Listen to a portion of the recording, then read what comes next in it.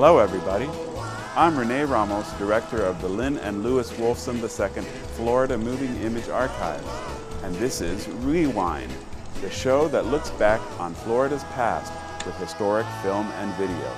It's time for another trip back into the past, so sit back, relax, and enjoy another episode of Rewind.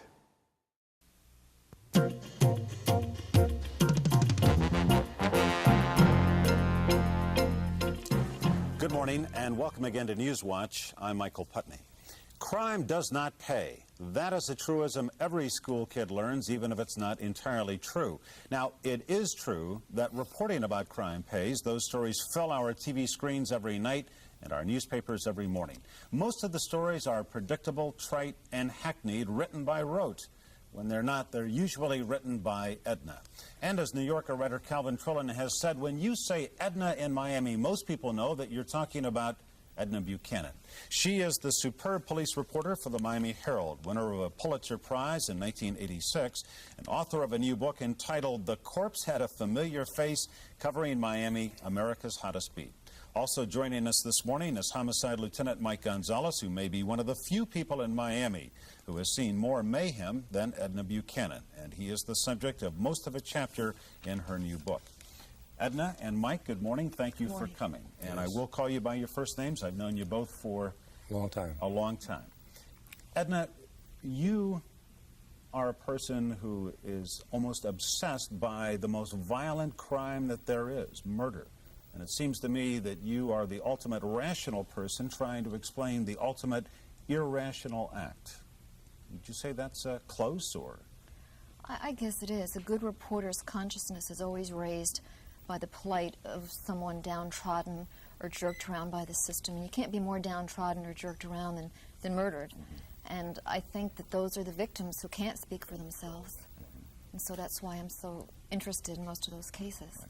Yeah, it seems to me, and I've read your work now for 10 years, I was a colleague of yours, I'm proud to say, for 4 years.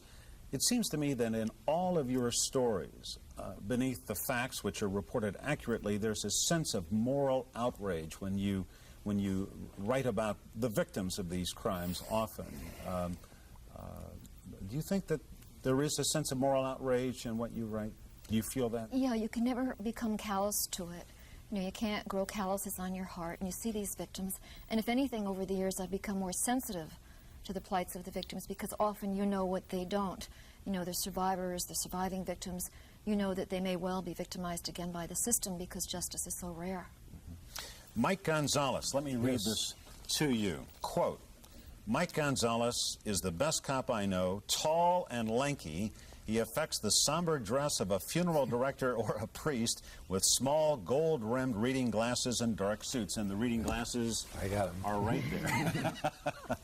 That is Edna Buchanan's description, and as usual, it's pretty accurate, isn't it? Well, it's flattering, really. How long have you known Edna Buchanan, Mike? About 20 years. And you first met at Pross Liquors in Coconut Grove, I believe. That's right. It was the first time I ever seen her. Why don't you tell me about that moment? It's funny in the book. I mean, well, it was a long time ago, maybe 18 years ago or something like that, or 20 years ago. Right. And at that time, there weren't too many female crime reporters. Mm-hmm. And whatever reporters were working the police beat, they were the kind that wouldn't step over a crime scene rope. Now, we had a homicide there on Grand Avenue in Coconut Grove. It was a hold up of a liquor store, and a man was killed, and we had a rope around the crime scene to keep everybody back.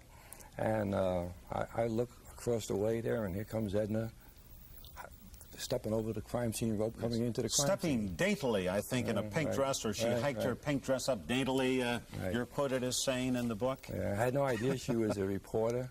I thought she was sightseeing, and I went over to talk to her about it. Talk to her? I mean, in the book, Edna says, you say... He threatened to arrest me. Yeah. In fact, he promised to arrest me. But he didn't.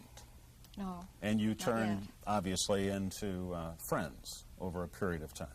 Mm-hmm. What is it about Mike Gonzalez? What is it about the police detectives whom you admire so much? What are some of those qualities? I don't mean to embarrass you, but I know that Edna feels that, you know, the best detectives have certain qualities. That's right, and the best detectives, like Mike, are people who are sure of themselves sure of what they're doing, sure of their manhood, sure of whatever, and they're not afraid to talk to the press. The others that are very paranoid usually have a reason for it. Either they're not quite sure what they're doing, and they're afraid they're maybe, messing up the case, or they're trying to cover something up that they've already done wrong. And so therefore they don't want to talk to the press. The reporter's the last person they want to talk to. Mm-hmm. Yeah, Mike Gonzalez, I know from my personal experience that you are one of the detectives who, if you're at a crime scene, and if I've been there or another reporter gets there, we're not going to try to bother you while you're obviously in the midst of doing something that has to be done that moment. But you will talk to reporters. A lot of police officers won't. Why is that? I try to do that. I try to be open. I think that's the way we should be. And I work hard at trying to be that way because I think it's necessary for our department and for the community. However, let me tell you how difficult it is for most policemen, for me and for most policemen. Look at all the problems you have. There's a whole lot of good reasons why it's best not to be talking to the media. When policemen talk about things in the police station, they don't have to be accountable for it. But when you talk to the media, everybody in the world hears what you had to say, they see what you had to say, and they hold you accountable. And look at all the mistakes you could make. At the beginning of an investigation, you can reveal too much information, right, and put the case in jeopardy. You might say things without even thinking that will offend the family of the victim who was killed, right? Mm-hmm. You might say something that the state attorney is going to get angry about and be unhappy about because we're revealing too much of the case before the trial. Sometimes when an investigation gets closer to the trial, the judge gets angry with us, right? And then on the department, our very own partners, our immediate bosses sometimes get jealous when we get too much attention from the media. And they feel like you're taking the credit away from them. They feel like you're grandstanding and looking for publicity when you're just trying to be open, see? Right. So there's so many ways you can alienate the whole world that it's a lot easier for most policemen to just keep their mouth shut and do their job. Just not to talk. And this is what makes EDNA so outstanding. That in spite of most policemen who are that way, and most public officials who are that way, and the public themselves who are that way, EDNA still gets the story. Mm-hmm. She does the stories accurately. They're interesting.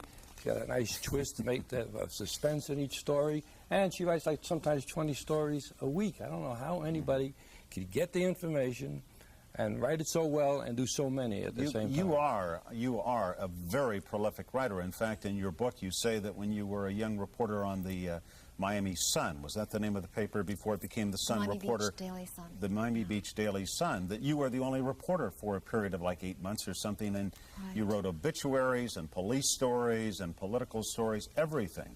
I mean, you really learned the hard way how to become a reporter. Yeah, that was my education in journalism because I never took journalism in college or high school. So it was learning the hard way, and I got into the habit of writing so many stories so fast and always having extra stories in case we needed them to fill the space. I covered everything. I even picked the dogs for the sports department. Sometimes wrote the letters to the editor, covered politics, celebrity features. So it was a wonderful way to learn the business. Let me ask you, Edna, let me ask you a question that I'm sure that people are sitting at home and they're kind of wondering, gee, here is this pretty kind of soft-spoken woman. Why does she want to be in the midst of gore and violence, and you've seen 5,000 dead bodies? I mean, I think that some people might say, and maybe it's a sexist kind of a question, but it's a reasonable question too. I mean, you are seeing human beings often at their worst. You see the results of at least human beings at their worst. I mean, are you not, in a sense, off-put by a lot of this? Or, I mean, don't you get kind of worn out or, as you say, calluses on your heart? Well, I think it's the real nitty-gritty. The fascination is that you can't learn as much about people on any other newspaper beat. It's all there. Comedy, tragedy, violence, greed, sex. You have it all on this beat. It's never dull. And the real joy of it all is that sometimes you can change things. You can make things better. All right. Well, let's cite one case where obviously your reporting, your enterprise reporting, made a huge difference, I think, to this community and to the perception of justice, and that was the Arthur McDuffie case, obviously. You uncovered facts in that case that eventually caused the trial, and the outcome of that trial notwithstanding, it was, I think, one of the fine moments of journalism that I know of in the history of this country. You must be proud of what you discovered in the McDuffie case. Well, you have real emotions, mixed emotions about it. Mm-hmm. You know, someone after the trial asked one of the jurors how he felt about it, if he felt it would have been better if Arthur McDuffie had remained a traffic statistic. And the juror said, well, I'm sure that the people killed in the riot would have thought so. Of course, that juror lived in Tampa, Florida, didn't live in Miami, I must say. Didn't care about what and happened, didn't yeah. care what happened. You know, one of the things, Mike, that Edna makes a point in her book is that Miami sometimes doesn't seem to get angry about some of these heinous, violent crimes that you see in your work because there's no sense of community. People are transients. They've come here from somewhere else. But I personally think that although that's partly true, that there is a sense of community, and people do get angry about yes, these. I believe that. Every once in a while it seems like we're not one community because we all come from a lot of different places. But by and large, I think this community does stick together.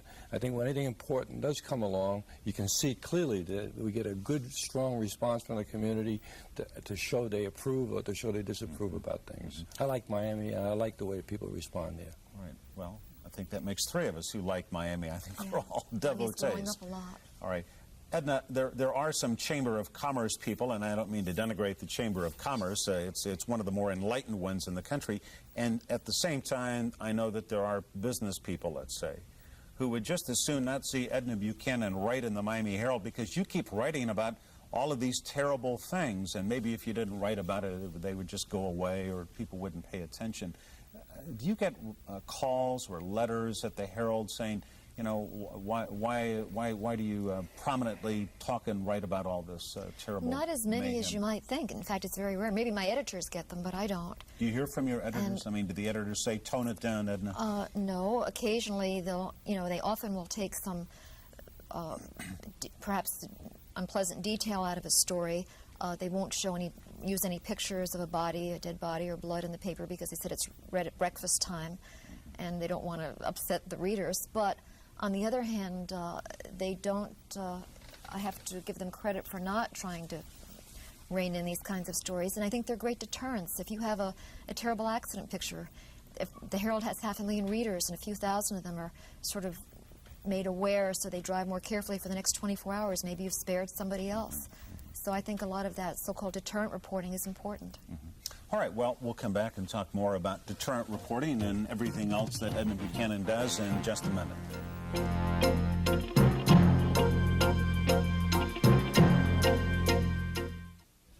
Welcome back on this Sunday morning on Newswatch. We are talking with Lieutenant Mike Gonzalez of the Miami Police Department and Edna Buchanan, the author of this book, which is entitled The Corpse Had a Familiar Face, Covering Miami, America's Hottest Beat.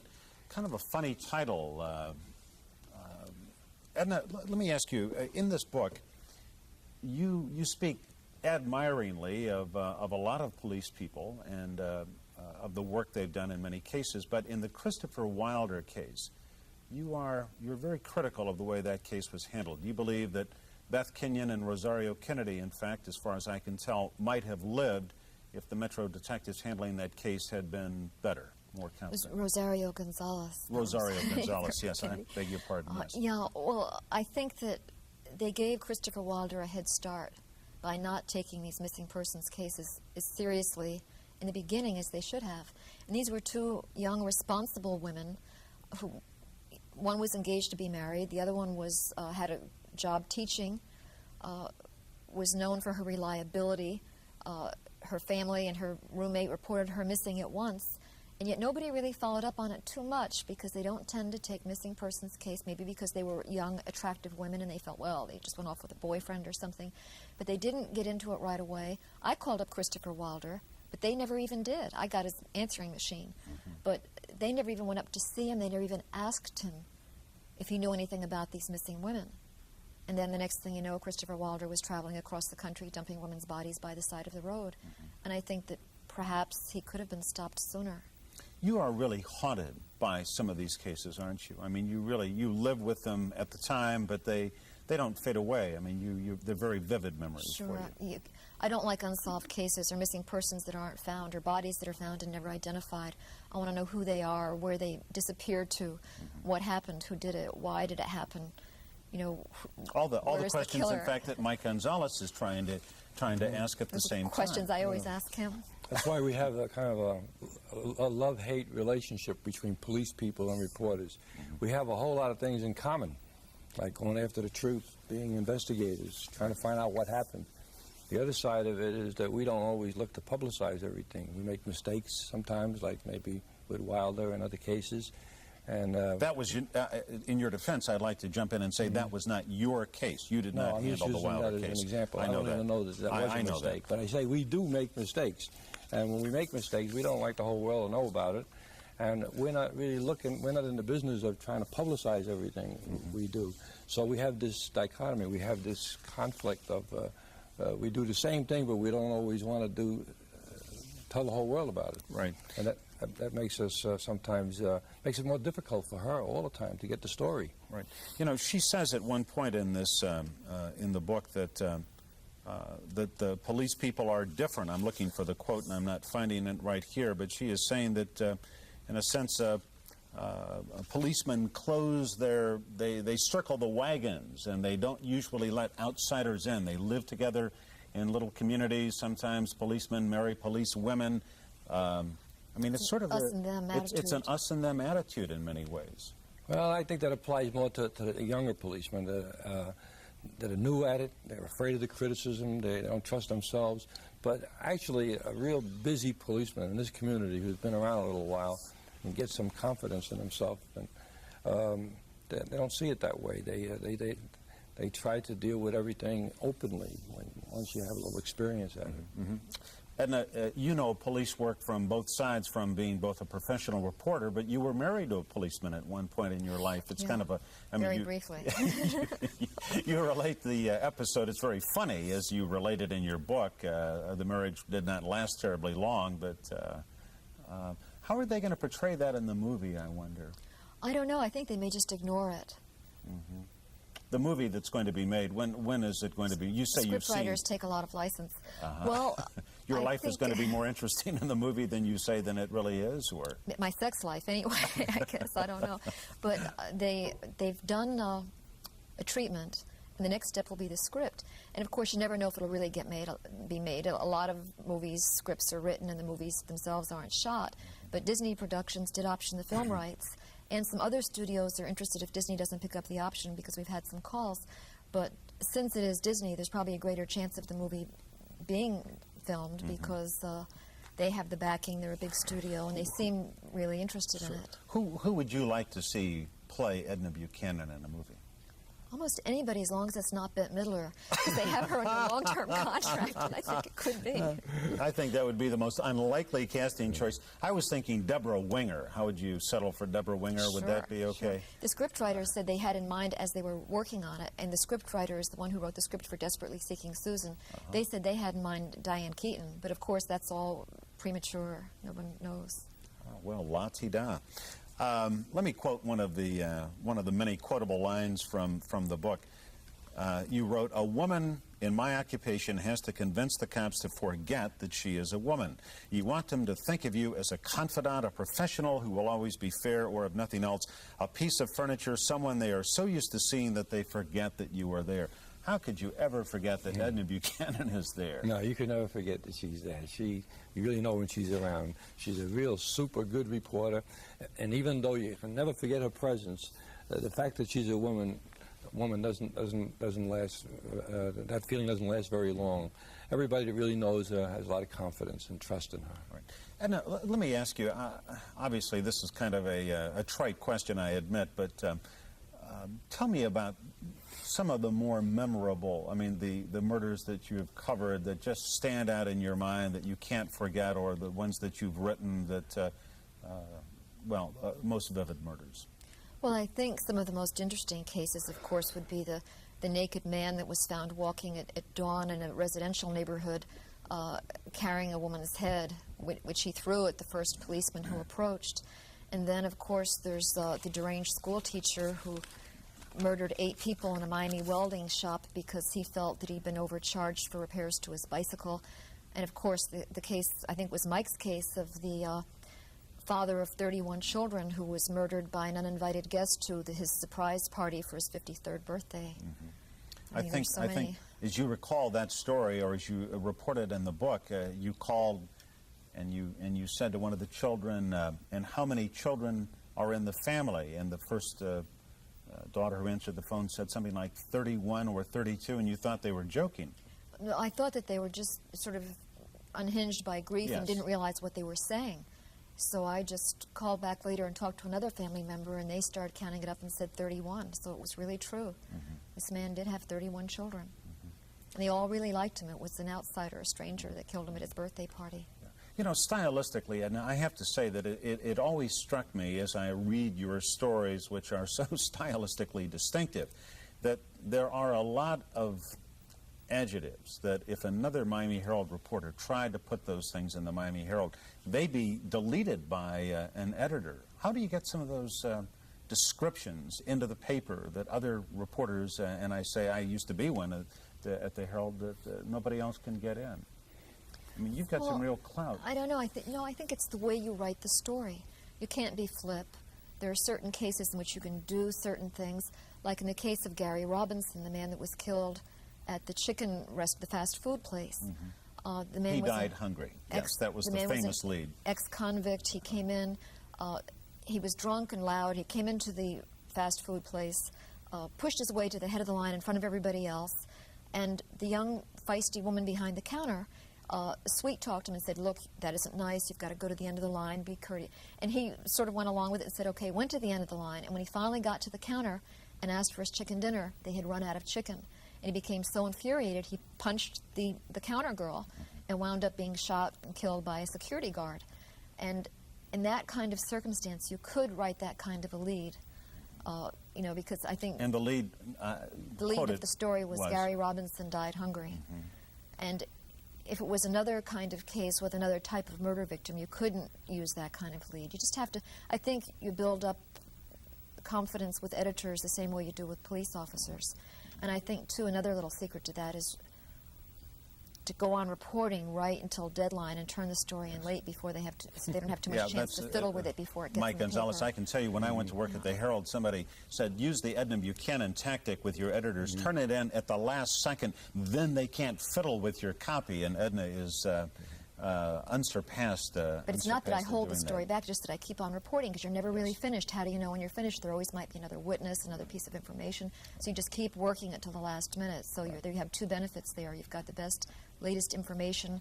Maybe it's something that could really change the story. And you don't give the editors much time to do much damage.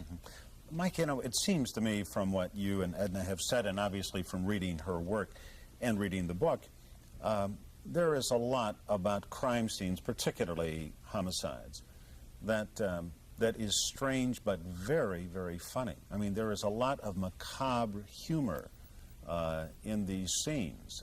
I know that humor is one of the great defenses against tragedy, but in fact, I mean, sometimes you go there and in the midst of horror, I mean, there are some very funny things that happen, aren't there? Yeah, that's maybe a terrible thing to say, you know, in the face of such tragedy. But I think that because there's so much ugliness in the world and so much violence, that if it wasn't for the humor, we'd all crack up, you know, we'd all go crazy. But you can't help it. I guess maybe because there is so much tension that things happen and they are funny, you know. What are some of the funniest things that you can recall from these sad and sometimes tragic scenes? I mean, the book is larded with them, but what are a couple? Well, it's hard to say, but as Mike said, if you didn't laugh, you would cry, and it's better to laugh. And I guess it's sort of a battlefield kind of humor.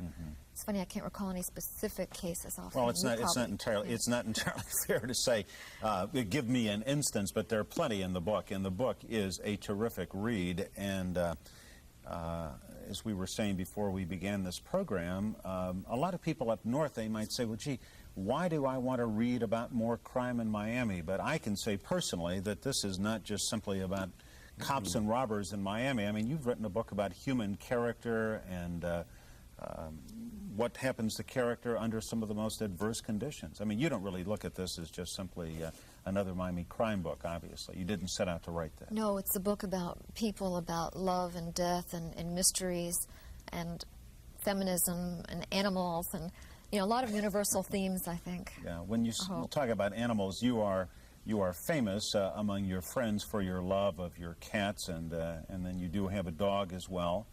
Yeah. Rocky Ralph. Yep. And the dogs, the cats are Flossie and Misty Blue Eyes and Baby Deer. And Baby Deer, his mother was the mascot at the Dade County Jail. She was a gray striped cat named Trustee. Baby Deer was the runt of the litter. Yeah, you know, when you hear the names of your cats, I mean, you know, I think people say exactly what I'm saying, which is, you know, at heart, you are just a softie, Edna. I mean, you are really a very loving, kind, and gentle person who somehow has immersed herself in, I mean, these terrible kind of violent scenes. I mean, it seems a little paradoxical in a way. Or is it? I don't know. I think you really have to care to do this job. Mm-hmm. Like a while back, I talked to a really bright young reporter for a paper up in Kentucky, and he was talking about the dirtbag murders that aren't worth reporting, where the victims aren't worth taking note of. And there really is no dirtbag murder. Mm-hmm. You know, the story is always there, and some poor woman found dead by the side of the road in her nightgown wanted to live as much as any of us, and the illegal alien found dumped out in the Everglades in a burned trunk. They all wanted to live as much as any of us. Mm-hmm. And I hear Mike Gonzalez saying, Sure, policemen care like that about every one of their cases. This is a good book. I think everybody ought to read this book because it deals with a lot of things like people and violence and love and all of that, but it also helps people to understand a little bit more about what the policemen too. Everybody's interested in policemen, and all they get is a bunch of distorted Miami Vice type of cops on TV that they get. But this is a more true and accurate portrayal. This is what real cops are about, good ones and bad ones, and it's very believable, it's very true, very accurate, and it'll help everybody to understand a little bit more about this whole business with the police and our job in the community and the media. Mm-hmm. So a very, very excellent book. All right. Well, as long as we're giving endorsements, I'll give my own endorsement. The Corpse Had a Familiar Face. Covering Miami, America's Hottest Beat is a very readable, terrific book. I was up until about 3 a.m., in fact, finishing it last night. And Edna, I wish you the best of success as you go out and make an author tour. Who's going to cover crime in Miami while you're gone? Joan Fleischer. Right. There are a lot of people there who Sure. do a good job. Okay. Well, I wish you good luck with the book. And on October 31st, I think you say West 57th Street, seen here on Channel 4 Saturday nights, I think at 10 p.m., is going to do a portrait of you. Yeah, I think that's the date it's set for. I'm not sure, but I believe it is. Okay, we will be watching for that. And Mike Gonzalez, thank you for coming. Thank you. Good luck to you. And Edna, thank you. And it's a great book. Read it. Thanks. I'm glad Okay, you did. thank you for watching. I invite you to join me here next week on Newswatch for another newsmaker. Until then, I'm Michael Putney. Have a great week.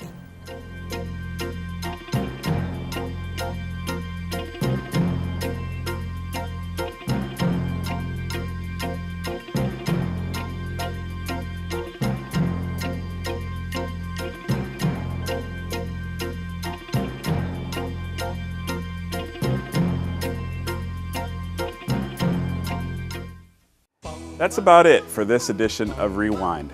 Just time to remind you that Rewind features historical film and video from the Lynn and Lewis Wolfson II Florida Moving Image Archives. To see more from the Wolfson Archives collections, visit our website, wolfsonarchives.org. You can search the archives catalog and watch video online. And be sure to connect to our YouTube channel, where you will find hundreds of carefully curated clips, or link to the Wolfson Archives Facebook page to keep up with our busy calendar of historical happenings. Until next time, I'm Rene Ramos. Thanks for watching.